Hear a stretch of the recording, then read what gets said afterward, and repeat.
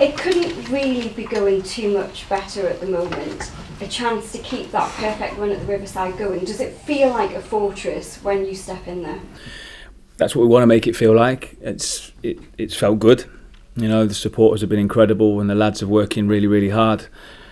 Invariably in this league the games are tight, you know, and I'm expecting another tight game again tomorrow night. So everyone be prepared to, you know, bite the fingernails or whatever they need to do at the end, but also get behind the lads and make sure that we're you know, we're able to keep doing the running and keep doing the horrible side of the game as well, which gets us over the line. But yeah, it certainly feels really special that we can build and create something here. You talk about how tight it's going to be. I think after the Norwich game, Mark Robbins said that's actually the most dominant he feels Stoke have been, yet they only got a point. That kind of tells you just how difficult it could be tomorrow. How do you assess their threat? Yeah, they're a really strong team. They did play very well. Mark was right against Norwich. They've got a lot of good players in all areas of the pitch. I think they've got some real threat on that top line. I think Mobama's been a good signing. Plays right on the shoulder. He's strong and powerful, but he's intelligent with his runs. And they've got a nice balance on the left hand side with Thomas and Cresswell in particular, who look to try and get the ball in the box really, really quickly with good quality. The two of them have got, you know, a lot of quality, and then a different dynamic with Manhoef and Chamadou on the right hand side. So, but yeah, they look to attack pretty quickly. Lots of deliveries in the box. I think they're the highest crossing team in the league, so it's something that we've got to be aware of. You've had a lot of praise for your use of substitutes and, you know, how they've made a difference. And I know you spoke about Callisen after the game at the weekend, but how do you manage that when you have a striker that's coming on and scoring, making such a big impact in the last 2 games? Is he knocking at the door to start? Yeah, there's a number of them knocking at the door to start, and it's hard because, you know, when we name a team, we're always letting down half the group, and I hate that part of it. But our job is to not always keep them happy, keep them motivated, keep them ready to go and fit, and we've been lucky, but the lads have done really well as well. Their mentality's been right to come on and then affect the game in the right way, and we're going to need that all season long. Callie, along with David and Sverre and Sonji, especially those lads at the top line in the pitch, they're all coming from different countries. They've all got to learn quite quickly, new style, new teammates, everything. So they're not all going to just bed in straight away. But it's great that Callie's been able to affect the games by coming on. And if you're a defender, you know, it's not many people. You know, you certainly won't want him coming on with 30 minutes to go or whatever in a game. So he's been a big threat for us. Can you just give us a bit of an update on injuries?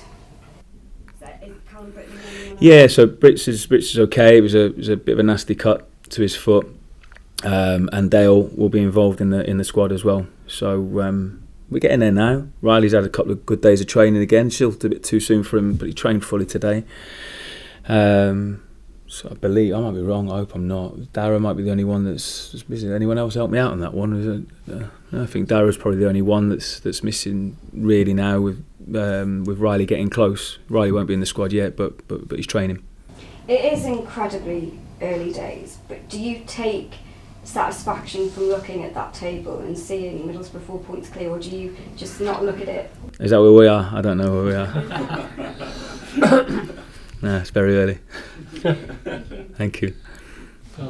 Another great point at the weekend, and again another super sub performance. What impressed you most from that performance at Southampton? Again, we had to show some resilience.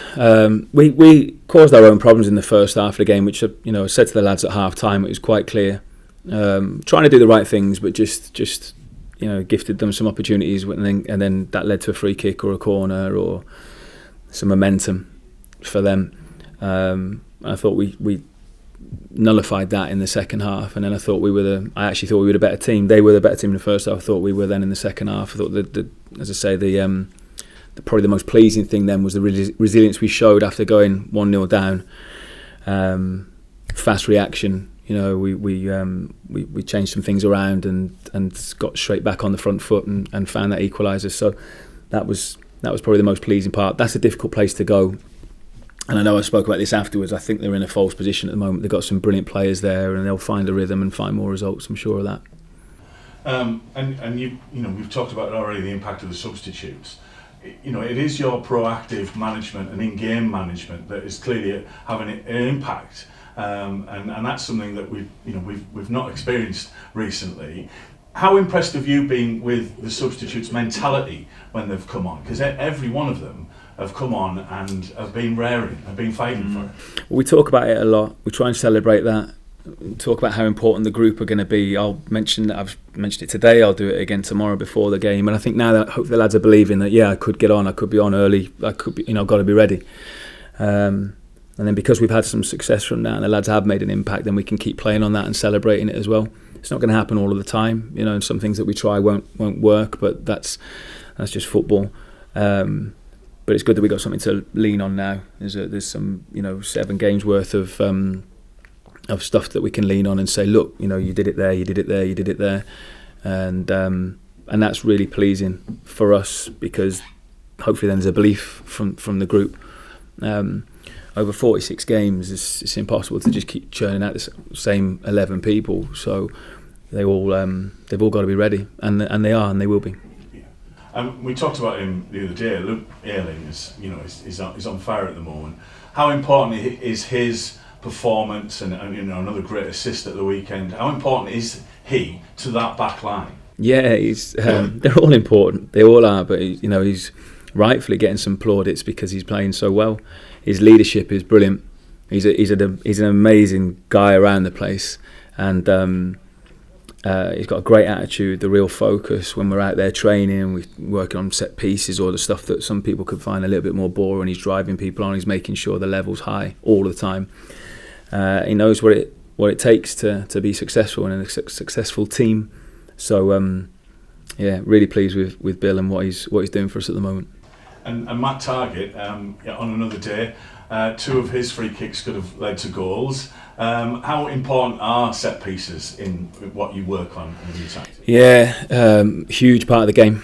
Huge part of the game. We had to defend a good number of them the other day. They had a chance just before half time. An area that we've got to make sure we keep that tight always. But I think we've scored a few already this season, and games can be decided on them. On those moments. And at every level up and down the country, that'll be the case tomorrow night, the same again. So we do work hard on them, and we really do value them. And we've talked already about Stoke. Can we expect more changes to the front line as we've seen recently? For us, you mean? Well, we'll see. We'll try and pick a team as always that we think can win the game. It's great that we have got loads of good options, and we can try and pick the right ones who have the right energy, who we think can win us the game, and then we know the ones that we don't select from the start will be able to make an impact, and they will be on in that game. Thank you. Good luck. Just picking up on that, Rob, obviously there has been, particularly on the front line, a lot of kind of changes that are not what you would call enforced. Over time, would you like to see more consistency, or actually do you feel it's like a strength that you have those options? You can be so flexible and I guess unpredictable. Yeah, I've thought about that a lot. I don't know, if I'm being honest. I've had teams before that have almost been able to pick themselves, but I think now I've got 7, so all the best, Rob. Picking up on that kind of unpredictability thing is, in the modern game especially, there's all the analysis, all the video work that you'll do on other teams, they'll do on you. But if you have those options and they can't really predict what team you're going to pick, that can be an advantage. It can be, yeah, and we've got to try and see it as that and use it as that. And also we know then again that the people will be looking at it and thinking, well, he can come on and do that, and we can change the game in different ways.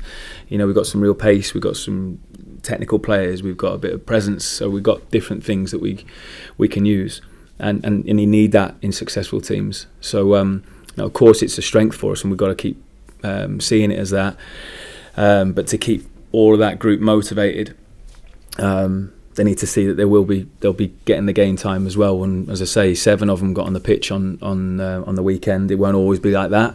But yeah, they've got to be ready. And obviously we've got Riles to come back who can play a bit of a hybrid, whether that's midfield or whether up there as well, which is another one.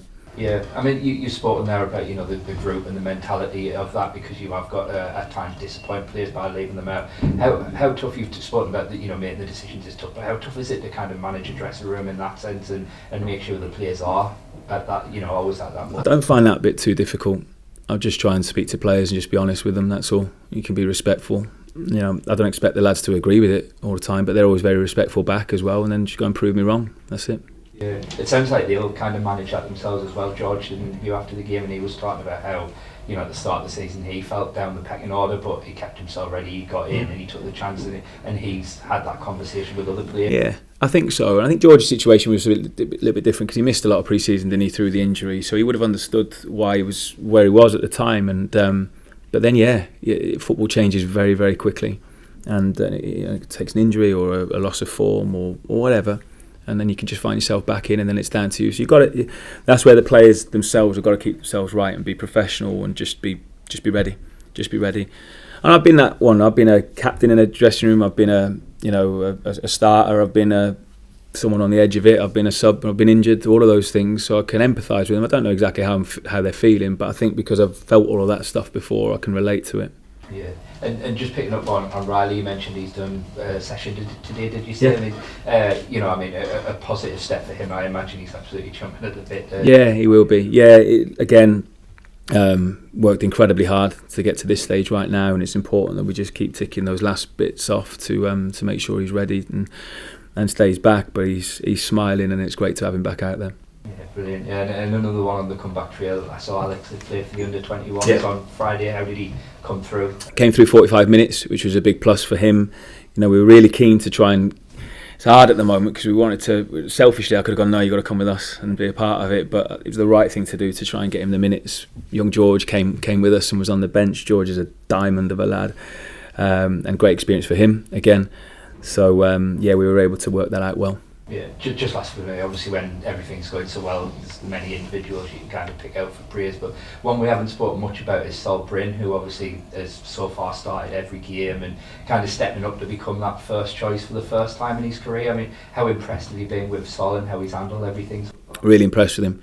He's a lovely lad, local boy, it's his club, and I think everyone's going to be behind him and with him. He calms me. And that's probably it's a nice praise, I think, for a goalkeeper. For me to say that about a goalkeeper, he calms me, and that's good. It's probably because he's so chilled out as well. But he's a lovely character, and he's performing really, really well. We're really happy with him. Yeah, I mean that calming element, that's as you say, an asset for a goalkeeper, and the defence in front of him will kind of feel that as well. I notice particularly, when he's coming for crosses, he rarely, it's like there's glue on them gloves. It's so handy to have, but for a keeper he's still relatively young as well, isn't he? So to have that level at this age, he's a good player.